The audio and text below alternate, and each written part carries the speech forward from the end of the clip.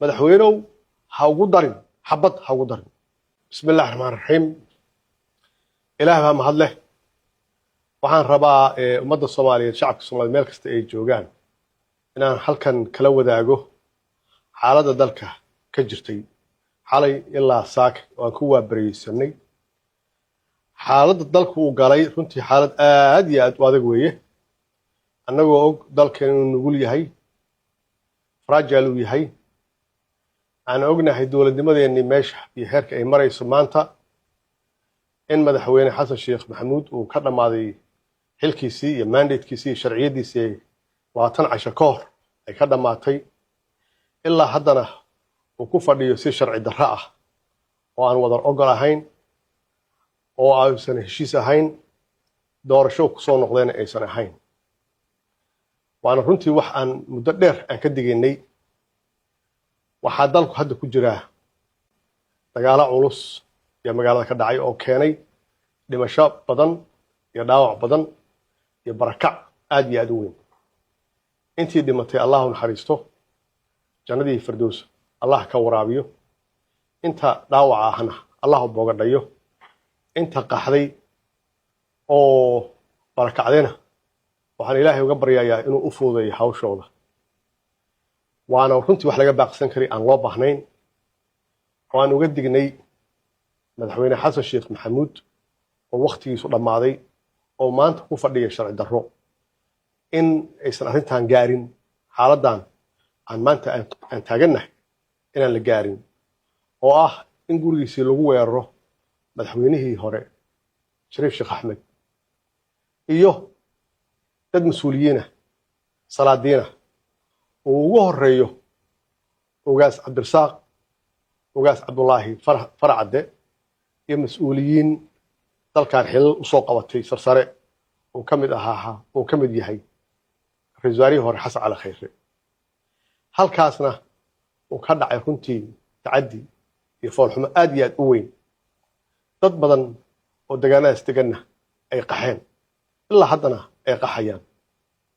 waxaa laga yaabaa xasan sheekh maxamuud inuu leeyahay farmaajo madaxweynihii hore, isaga naftigiisa hadda waa madaxweyne hore, laba madaxweyne horaan nahay, inuu leeyahay farmaajo 1 sano ku darsaday ee adigana ku darso. madaxweynuhu anugu 1 sano kuma darsan. anugu waxaan haystay sharciyad. September 17 yaan heshiis galnay 6 bilood ka hor xilligii mandatekeyga u dhammaanayay. wixii ka dambeeyana idinkaa diidanaa doorashada, oo adaa ugu horreeyo marina galay oo halkaas ka dhibaateynaya dowladnimada iyo dagaal aan loo baahnayn halkaas ka soo waday. cid ku soo weerartayna ma lahayn. 100 jeer yaa dadka waxaad ugu sheegtay waa la isoo weeraray, oo marinayaa lagu soo weeraray, maaydaa lagu soo weeraray. waxaasoo dhan waxay ahaayeen been abuur. cid ku soo weerartay, cid mas-uuliyiin weerartay, guryahooda ku weerartay ma jirin. cid madaxweyneyaal weerartayna ma jirin.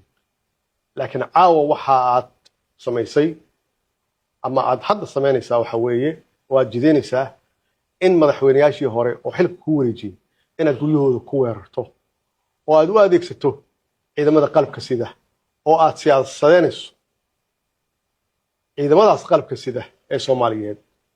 waxaa xaqiiqo ah hadday wax dilaanna waxay galayaan cadaabta, haddii iyaga la dilna cadaabta iyo galayaan labada jeer. maxaa yeelay waxaa tahay madaxweyne waqtigiisa dhammaaday. marka amarka aad ku siinayso inay madax hore ee guryahooda ku weeraraan, madaxweynuhu xaq uma lihid, saxna ma aha.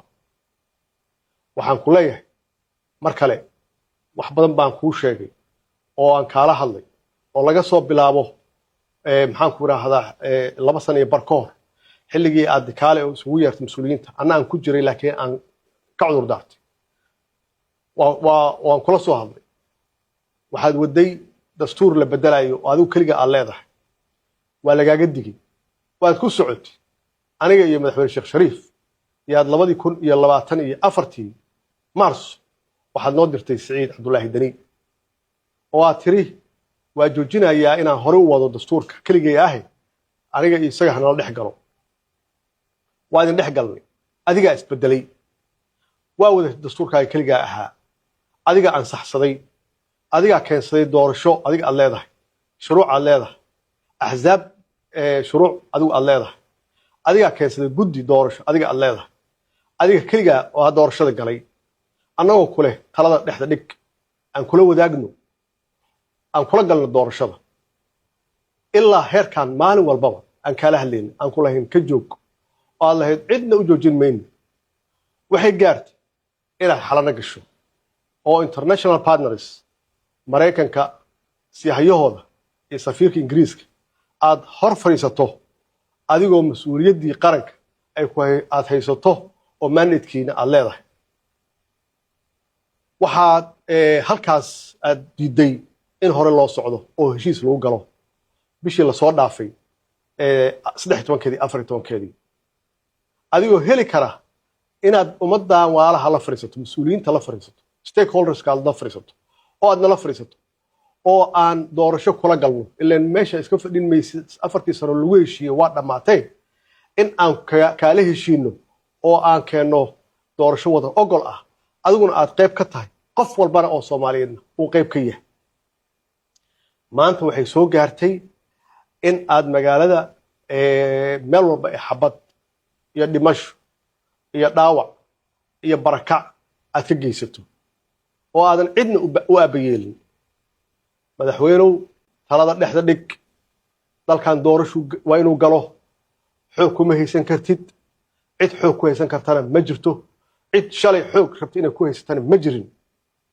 maantana kuma haysanaysid waqtigaagii waa dhammaaday cidna ha ku dilin cidna ha ku dhaawicin cidna hantidooda ha ku burburin talada dib ugu soo noqo xabadda jooji intaa dishay inta dhimatay waa naga wada dhimatay allah ha naxariisto inta dhaawacanna aan daaweysanno allah ha caafiyo meeshaas ha ku ekaato madaxdii hore xurmay leeyihiin sharaf bay leeyihiin inaad weerarto xaq uma lihid waxay ku timid arrintan in la yiraahdo hala banaan baxo soo xaq maaha soo dadku muwaadiniin ma aha soo xaq uma laha inay banaanku soo baxaan si salmi ah ay shucuurtooda iyo waxa fakarkoodu yahay ay banaanku soo dhigaan soo hawl dastuuri ah maaha soo qodob dastuuri ah maaha maxaa ugu diidaysaa maxaa u keentay inaad la dagaasho oo aad ilaa xalay oo dhan magaalada xabad ay uga socoto waxaan rabaa